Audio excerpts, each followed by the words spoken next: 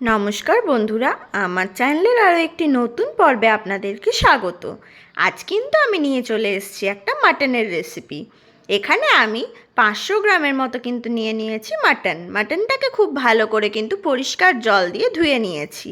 এখন এর মধ্যে দিয়ে দিচ্ছি 1 টেবিল স্পুনের মতন হলুদ, আর 2 টেবিল স্পুনের মতো কিন্তু এখানে আমি দিয়ে দিয়েছি সর্ষের তেল। তেল আর হলুদ দিয়ে কিন্তু মাটনটাকে এখন আমি খুব ভালো করে ম্যারিনেট করে রেখে দেব, মোটামুটি 1 ঘন্টা মতো। আমি ঢাকনা চাপা দিয়ে 1 ঘন্টা মতো কিন্তু মাটনটাকে ম্যারিনেশনে রেখে দিচ্ছি। রান্নাটা করার জন্য এখানে কিন্তু আমি নিয়েছি দুটো মিডিয়াম সাইজের পেঁয়াজ, সেটাকে কিন্তু কুচিয়ে নিয়েছি একেবারে সরু সরু করে। আর নিয়েছি এখানে দুটো মিডিয়াম সাইজের পেঁয়াজ, সেগুলো কিন্তু আমি পেস্ট করে নেব। আর এখানে কিন্তু আমি নিয়েছি আদা, রসুন এবং টমেটো আর দুটো কাঁচা লঙ্কা, সেগুলোকেও কিন্তু আমি পেস্ট করে নেব। সবকটাকে এখন কিন্তু আমি খুব ভালো করে পেস্ট করে নিচ্ছি। এদিকে আমি কড়াইয়ে তেল বসিয়ে দিয়েছি। তেলের মধ্যে এখন আমি কিন্তু দিয়ে দিচ্ছি আলুগুলো দিয়ে কিন্তু প্রথমে আলুগুলোকে একেবারে লাল লাল করে আমাদের ভেজে নিতে হবে। আলুটা যত সুন্দর করে ভাজা হবে, রান্নাটা খেতে কিন্তু ততটাই টেস্টি হবে। সেই কারণে আলুগুলোকে একেবারে লাল লাল করে কিন্তু ভেজে নেওয়ার চেষ্টা করবেন। এখানে কিন্তু আমি লবণ বা হলুদ কোনো কিছুই দিইনি, শুধুমাত্র তেলের মধ্যে আলুগুলো দিয়ে কিন্তু আলুগুলোকে খুব ভালো করে ভেজে নিচ্ছি। দেখুন, আলুগুলো কিন্তু এই পর্যায়ে আমার খুব ভালো করে ভেজে নেওয়া হয়ে গেছে। আলুটার কালারটাও কিন্তু অনেকটা চেঞ্জ হয়ে গেছে, সেটা দেখেই বুঝতে পারছেন। এবারে আলুগুলো কিন্তু আমি তেল থেকে উঠিয়ে নিচ্ছি। আমি সবকটা আলুকে তেল থেকে উঠিয়ে নিয়েছি। এখন আমি বাকি ওই তেলটার মধ্যেই রান্নাটা করে নেব। তার জন্য এখানে দিয়ে দিচ্ছি কিছু গোটা গরম মশলা, যেমন এলাচ, দারচিনি, লবঙ্গ। এবারে খুব ভালো করে মশলাটাকে 30 থেকে 40 সেকেন্ডের মতো কিন্তু একটু নাড়িয়ে নিলাম। এতে কিন্তু খুব সুন্দর একটা ফ্লেভার আসবে। এরপর দিয়ে দিচ্ছি কুচিয়ে রাখা পেঁয়াজটা দিয়ে কিন্তু পেঁয়াজটাকে খুব ভালো করে ভেজে নিতে হবে, মোটামুটি 2 থেকে 3 মিনিটের মতো সময় নিয়ে। অবশ্যই গ্যাসের ফ্লেমটা কিন্তু লো টু মিডিয়ামে রেখে পেঁয়াজটাকে ভেজে নেওয়ার চেষ্টা করবেন। প্রথমে 2 থেকে 3 মিনিট কিন্তু লো টু মিডিয়ামে রেখে পেঁয়াজটাকে ভেজে নেবেন।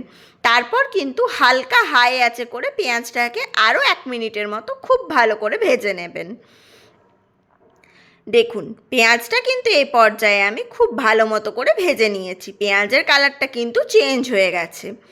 এখন এখানে কিন্তু আমি দিয়ে দেবো পেঁয়াজের পেস্টটা। দুটো মিডিয়াম সাইজের পেঁয়াজ কিন্তু আমি পেস্ট করে নিয়েছি, প্রথমেই আমি সেটা দেখিয়ে দিয়েছি। এখন সেই পেঁয়াজের পেস্টটাও কিন্তু এটার মধ্যে আমি দিয়ে দিচ্ছি। পেঁয়াজের পেস্টটা দিয়েও কিন্তু খুব ভালো করে আমাদেরকে ভাজতে হবে, যতক্ষণ পর্যন্ত না পেঁয়াজের কাঁচা গন্ধটা সম্পূর্ণভাবে বেরিয়ে যাচ্ছে। মোটামুটি আবারও 2 থেকে 3 মিনিটের মতো হাতে সময় নিয়ে কিন্তু পেঁয়াজটাকে খুব ভালো করে আমি ভেজে নিচ্ছি। আর গ্যাসের ফ্লেমটা কিন্তু অবশ্যই লো টু মিডিয়ামে রেখেই রান্নাটা আমাদের করতে হবে। দেখুন, এই পর্যায়ে কিন্তু দুটো পেঁয়াজই আমার খুব ভালো করে ভেজে নেওয়া হয়ে গেছে। এবারে কিন্তু এখানে আমি দিয়ে দিচ্ছি আদা, রসুন, টমেটো আর লঙ্কার পেস্টটা, যেটা আমি আগে করে নিয়েছিলাম, সেটা এখন এখানে আমি দিয়ে দেবো। এখন আদা, রসুন, টমেটো, লঙ্কার পেস্টটা দিয়েও খুব ভালো করে কষাতে হবে, যতক্ষণ পর্যন্ত না আদা আর রসুনের কাঁচা গন্ধটা সম্পূর্ণভাবে বেরিয়ে যাচ্ছে। টমেটোরও তো একটা কাঁচা গন্ধ হয়, সেই গন্ধটা বেরোনোর জন্যও কিন্তু এটা খুব ভালো করে কষিয়ে নিতে হবে। আবারও আমি 3 থেকে 4 মিনিটের মতো হাতে সময় নিয়ে কিন্তু সব কটা মশলাকে খুব ভালো করে কষিয়ে নিচ্ছি। আর মশলা যত সুন্দর করে কষানো হয়, ততই কিন্তু টেস্টি হয় খাবারটা। সে কারণে মশলাটাকে কিন্তু একটু হাতে সময় নিয়ে খুব ভালো করে কষিয়ে নেওয়ার চেষ্টা করবেন। দেখুন, সবকটা মশলাই কিন্তু এখানে আমি খুব ভালো মতো করে কষিয়ে নিয়েছি, আর কালারটাও কিন্তু খুব সুন্দরভাবে চেঞ্জ হয়ে গেছে। এবারে কিন্তু এখানে আমি দিয়ে দিচ্ছি কিছু গুঁড়ো মশলা। প্রথমে আমি দিয়ে দেব কিন্তু 1 টেবিল স্পুনের মতো কাশ্মীরি রেড চিলি পাউডার, দিয়ে দেব 1 টেবিল স্পুনের মতন ধনে গুঁড়ো, 1 টেবিল স্পুনের মতন দিয়ে দিচ্ছি জিরে গুঁড়ো, 1 টেবিল স্পুনের থেকে একটু কম পরিমাণ দিয়ে দেবো কিন্তু আমি হলুদ গুঁড়ো, কারণ আমি মাংসটা ম্যারিনেট করার সময়ও কিন্তু হলুদ দিয়েছি। সেই কারণে কিন্তু হলুদ গুঁড়োর পরিমাণটা একটু কম রেখে দেওয়ার চেষ্টা করবেন। আর এখানে কিন্তু দিয়ে দেবো 1/2 টেবিল স্পুনের মতো গরম মশলার গুঁড়ো। যেহেতু এখানে গোটা গরম মশলা ব্যবহার করেছি, সেই কারণে কিন্তু গুঁড়ো গরম মশলার পরিমাণটা আমি একটু কমিয়েই দিয়েছি। আপনারা যদি গোটা গরম মশলা ব্যবহার না করেন, সেক্ষেত্রে কিন্তু গুঁড়ো গরম মশলার পরিমাণটা একটু বাড়িয়ে দিতে পারেন। এবারে আবারও কিন্তু সবকটা মশলাকে আমি খুব ভালো করে কষিয়ে নিচ্ছি, মোটামুটি 3 থেকে 4 মিনিটের মতো হাতে সময় নিয়ে। মশলাটা কিন্তু এই পর্যায়ে খুব সুন্দরভাবে কষিয়ে নেওয়া হয়ে গেছে। মশলাটার থেকে কিন্তু খুব সুন্দরভাবে তেলও ছেড়ে দিয়েছে। এবারে আমি ম্যারিনেট করে রাখা মাংসটা কিন্তু এর মধ্যে দিয়ে দিচ্ছি। মাংসটা দিয়ে পরেও কিন্তু আবারও একেবারে লোতে রেখে কিন্তু গ্যাসের ফ্লেমটা খুব ভালো করে মাংসটাকে কষাতে হবে। মোটামুটি 15 থেকে 20 মিনিটের মতো হাতে সময় নিয়ে কিন্তু মাংসটাকে খুব ভালো করে কষিয়ে নেব। এই পর্যায়ে কিন্তু মাংসটার মধ্যে আমি সামান্য পরিমাণ লবণটাও দিয়ে দিচ্ছি, কারণ লবণটা দিলে কিন্তু মাংসটার থেকে অল্প অল্প করে জলটাও ছেড়ে দেবে। সেক্ষেত্রে কিন্তু মাংসটা হালকা হালকা আমার সেদ্ধও হয়ে যাবে। আজ কিন্তু আমি কড়াইয়ে মাটনটা রান্না করব, সেই কারণে কিন্তু খুব ভালো করে কষিয়ে কষিয়ে মাটনটাকে আমাদের রান্না করতে হবে। আমি কিন্তু কুকারের মধ্যে মাটনটাকে দেব না, সে কারণে কিন্তু এখানে আমি লবণটা প্রথমেই দিয়ে দিচ্ছি।